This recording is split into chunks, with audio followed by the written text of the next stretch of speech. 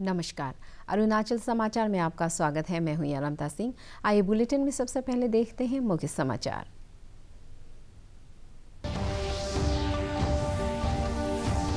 प्रधानमंत्री नरेंद्र मोदी ने कहा, भारत की एक्ट ईस्ट नीति का मुख्य लक्ष्य आसियान भारत शिखर सम्मेलन में श्री मोदी ने सबकी सुरक्षा और विकास के लिए सहयोगी और जिम्मेदार आसियान को बताया महत्वपूर्ण।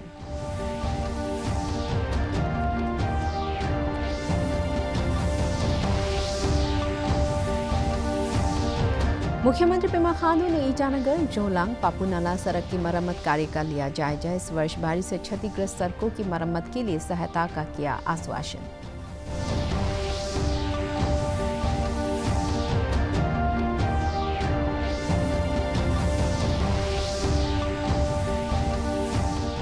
राज्य में कोरोना संक्रमण से तिराप जिले के 61 वर्षीय रोगी की मृत्यु के बाद राज्य में मरने वालों की संख्या बढ़कर हुई 47।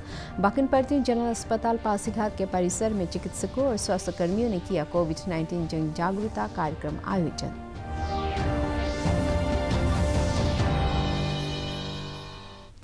प्रधानमंत्री नरेंद्र मोदी ने कहा है कि भारत की एक्ट ईस्ट नीति का मुख्य लक्ष्य आसियान रहा है।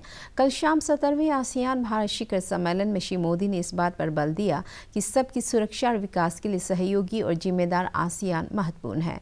प्रधानमंत्री ने कहा कि भारत और आसियान की साझेदारी परंपरा और भौगोलिक स्थिति से जुड़ी है। प्रधानमंत्री ने कहा कि भारत और आसियान के बीच भौतिक, आर्थिक, सामाजिक, डिजिटल, वित्तीय, समुद्री सहित सभी मोर्चों पर संपर्क बढ़ाना भारत की प्राथमिकता रही है। श्री मोदी ने स्वस्थ जीवन के लिए परंपरागत औषधियों के क्षेत्र में सहयोग और नियमित आदान प्रदान के महत्व पर जोर दिया। उन्होंने आसियान कनेक्टिविटी में सहायता के लिए $1 अरब ऋण की भारत की पेशकश दोहराई। भारत के इंडो पैसिफिक ओशंस इनिशिएटिव और आसियान के आउटलुक ऑन इंडो पैसिफिक के बीच कई समानताएं हैं। हम मानते हैं कि security and growth for all in the region के लिए एक कोहेसिव एंड रिस्पॉन्सिव आसियान आवश्यक है। भारत और आसियान के बीच हर प्रकार की कनेक्टिविटी को बढ़ाना, फिजिकल, आर्थिक, सामाजिक, डिजिटल, फाइनेंशियल, मैरीटाइम हमारे लिए एक प्रमुख प्राथमिकता है। पिछले कुछ सालों में हम इन सभी क्षेत्रों में करीब आते गए हैं। मुझे विश्वास है कि आज की हमारी बातचीत, चाहे ये वर्चुअल माध्यम से ही हो रही हो, हमारे बीच की दूरी को और कम करने के लिए लाभदायक होगी। प्रधानमंत्री नरेंद्र मोदी ने कहा है कि समूची मानवता के कल्याण को समर्पित आयुर्वेद भारत की विरासत है। आज गुजरात के जामनगर में आयुर्वेद अध्ययन और अनुसंधान संस्थान और राजस्थान के जयपुर में राष्ट्रीय आयुर्वेद संस्थान का वीडियो कॉन्फ्रेंसिंग के जरिए लोकार्पण करते हुए श्री मोदी ने कहा कि हमारे परंपरागत ज्ञान को विदेशों में भी अपनाया जाने लगा है। उन्होंने कहा कि विश्व स्वास्थ्य संगठन ने भारत को परंपरागत चिकित्सा पद्धति का वैश्विक केंद्र स्थापित करने के लिए चुना है। श्री मोदी ने कहा कि भारत के पास स्वास्थ्य संबंधी महान विरासत है, लेकिन ये सारा ज्ञान पुस्तकों, शास्त्रों और दादी नानी के नुस्खों के रूप में है। प्रधानमंत्री ने कहा कि आधुनिक आवश्यकताओं के जरिए प्राचीन चिकित्सा और आधुनिक चिकित्सा विज्ञान को समन्वित करने के प्रयास किए जा रहे हैं।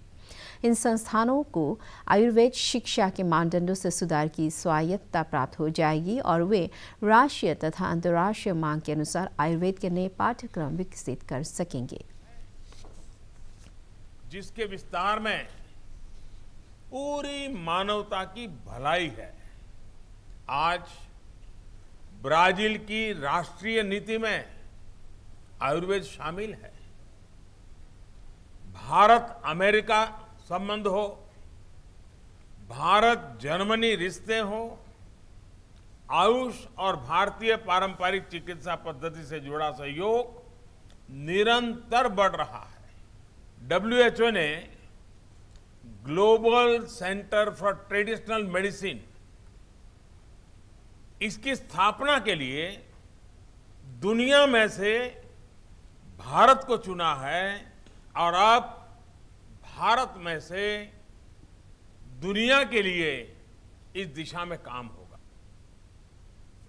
मुख्यमंत्री पेमा खांडू ने ईटानगर जोलांग पापुनाला सड़क की मरम्मत कार्य का जायजा लेते हुए सरकार की तरफ से इस वर्ष भारी वर्षा से क्षतिग्रस्त सड़कों की मरम्मत के लिए हर संभव सहायता का आश्वासन दिया। उन्होंने कार्यकारी एजेंसी से सड़क की मरम्मत कार्य को जल्द पूरा करने को कहा। गौरतलब है कि वर्षा से यह मार्ग 3 जगह पर बहुत अधिक क्षतिग्रस्त हुआ है।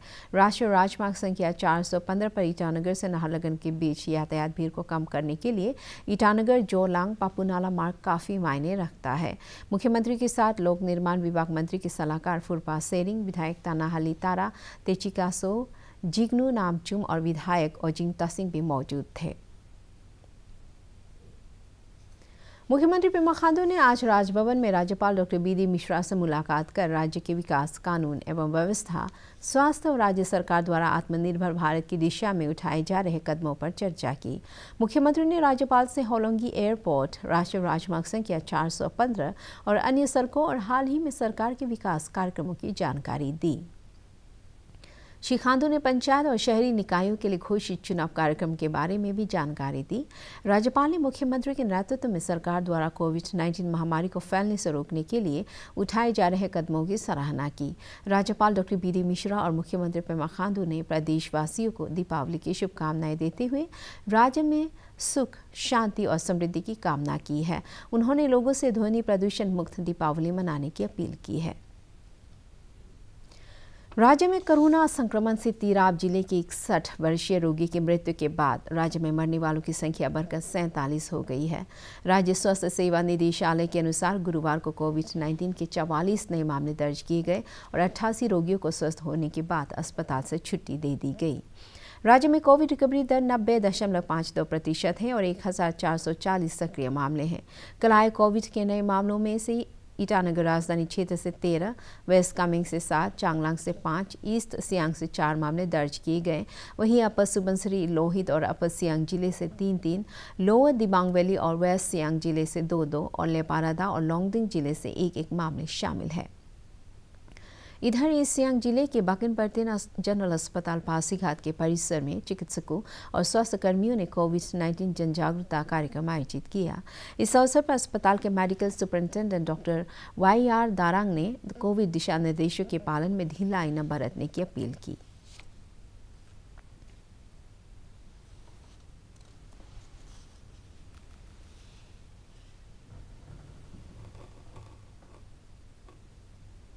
And he has highlighted 3 key messages: wear masks, especially in public places, follow social distancing, and maintain health and hygiene.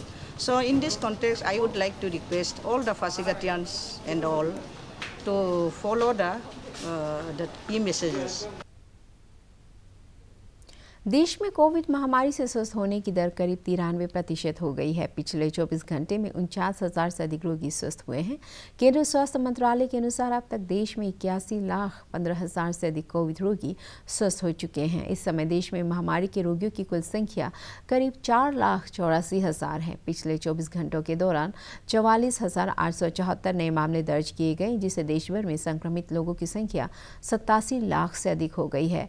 पिछले 24 घंटों के दौरान 547 लोगों की मौत हुई है, जिससे देश में अब तक महामारी से मौत का शिकार हुए लोगों की कुल संख्या 1,88,668 हो गई है। Arunachal Pradesh energy development agency अपीटा अपर सियांग जिले के दूर दराज के बिसिंग गांव का विद्युतीकरण का कार्य पूरा कर लिया गया है। भारत चीन सीमा से लगे इस गांव में करीब 35 घर हैं। 20 किलोवाट के सोलर पावर प्लांट का उद्घाटन करते हुए राज्य के स्वास्थ्य और परिवार कल्याण मंत्री आलो लिबांग ने कहा कि इस गांव के विद्युतीकरण से ग्रामीणों के अलावा इस क्षेत्र में तैनात सेना और आईटीबीपी के कर्मियों को लाभ मिलेगा। उन्होंने कहा कि जिन इलाकों में लघु जल विद्युत परियोजना स्थापित नहीं की जा सकती, वहां सोलर पावर प्लांट लगाए जा रहे हैं। क्या इनोवेशन हुआ? और ये मतलब सोलर लाइट हम लोग ने यहाँ बिसिंग बस्ती को सोलर लाइट किया है, क्योंकि यहाँ हम और फिर एक तो मिनी हाइडल भी किया था, लेकिन वो यहाँ में सक्सेसफुल नहीं हुआ।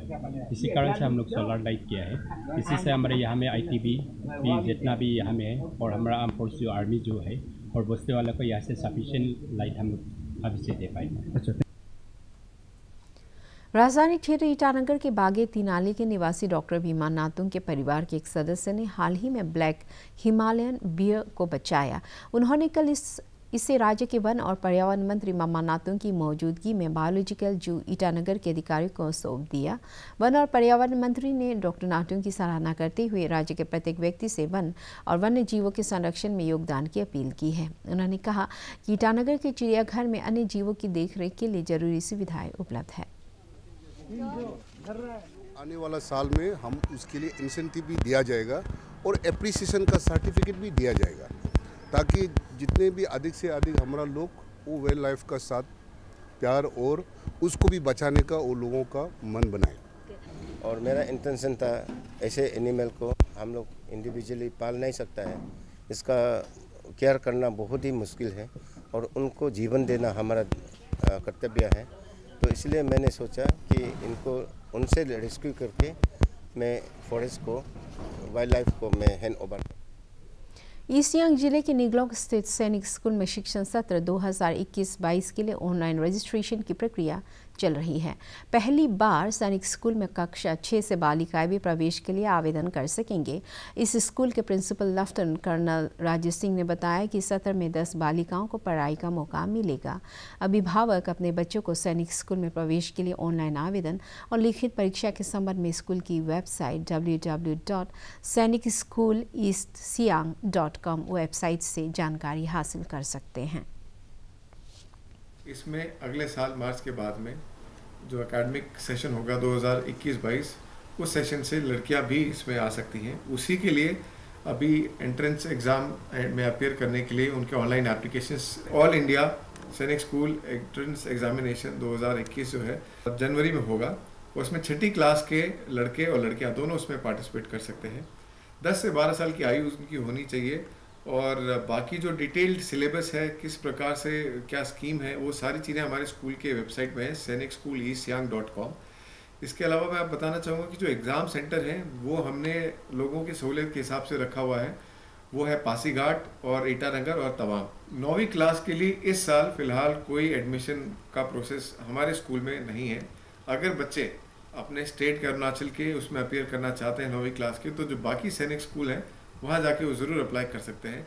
सैनिक स्कूल ईस्ट सियांग जो अरुणाचल का पहला और इकलौता सैनिक स्कूल है, उसमें एडमिशन सिर्फ लड़कियों और लड़कों का सिर्फ 6ठी क्लास के लिए होगा। उसी के लिए फॉर्म भरे जा रहे हैं। एग्ज़ाम होगा 10 जनवरी को और रिजल्ट निकल जाएगा लगभग फरवरी लास्ट या मार्च तक। लड़के इसमें आएंगे 60 और लड़कियाँ आएंगी 10। राज्य की महिला उद्यमी ताबायाल नावाम ने कहा है कि ट्रेडिशन विद इनोवेशन की अवधारणा के अनुरूप राज्य के जनजातीय परिधानों की मांग को देश विदेश में बढ़ाया जा सकता है। उन्होंने कहा कि इससे राज्य में रोजगार के अवसर पैदा होंगे और ग्रामीण अर्थव्यवस्था को भी गति मिलेगी। श्रीमती ताबायाल नावाम ने बताया कि लायन लूम को विकसित कर एक नए तरीके का स्थानीय लूम तैयार किया गया, जिसकी सहायता से करीब 20 से 25 मीटर कपड़ा तैयार किया जा सकता है। उन्होंने कहा कि राज्य में पारंपरिक परिधानों पर आधारित लघु उद्योगों की स्थापना से बीच में पढ़ाई छोड़ चुकी बालिकाओं को रोजगार मिल रहा है और वे अपने परिवार की सहायता के साथ साथ पढ़ाई भी कर रही है। डिज़ाइन लुक है लाइन लूम का, खास करके डिज़ाइन, इसको अगर ध्यान दिया जाए, इम्प्रोवाइज किया जाए तो it can be global business. Loin loom को मैंने खास करके पिकअप इसीलिए किया कि ये आर्ट हम लोग का बिल्कुल वैनिश होने जा रहा है, एक्सटिंक्शन वर्ज में है। तो मैंने सोचा ये लॉइन लूम को हम थोड़ा और बेटर ऑफ कर सकता है क्या, ये आर्ट को हम गायब होने नहीं देंगे। तो इसलिए आप सोचे कि हम लोग अपना से जो चीज़ नहीं करेंगे तो कौन करेंगे। तो साथ साथ एम्प्लॉयमेंट भी जनरेट होगा और अपना चीज़ प्रमोट भी होंगे और प्रिजर्व भी होंगे। जो हमारा यहाँ बेसिक जो ट्रेनिंग होता है हम लोग सब इम्पार्ट करता है। और यहाँ में जो स्किल डेवलपमेंट, जैसा आपका अभी आप देख रहे थे लॉइन लूम था, टेलरिंग था, कटिंग नीटिंग था, जो ट्रेनिंग सब में हम लोग देते हैं। तो कोई भी एक्सपर्ट हुआ, जो कोई भी अच्छा से जो मेहनत करके सीखना चाहते हैं, आगे इसको प्रोफेशनल तौर पे जॉब करना चाहते हैं, तो हम लोग ये हमें एब्जॉर्ब भी कर लेता है। अरुणाचल समाचार के आज के अंक में इतना ही। जाने से पहले आप सभी से अनुरोध है कि कोविड-19 के दिशा निर्देशों का पालन करें, हमेशा मास्क लगाएं, बार बार हाथ धोएं और सोशल डिस्टेंसिंग के नियमों को मानें। हम कल फिर हाजिर होंगे अरुणाचल और देश दुनिया की खबरों के साथ। आप देखते रहिए अरुण प्रभा। नमस्कार।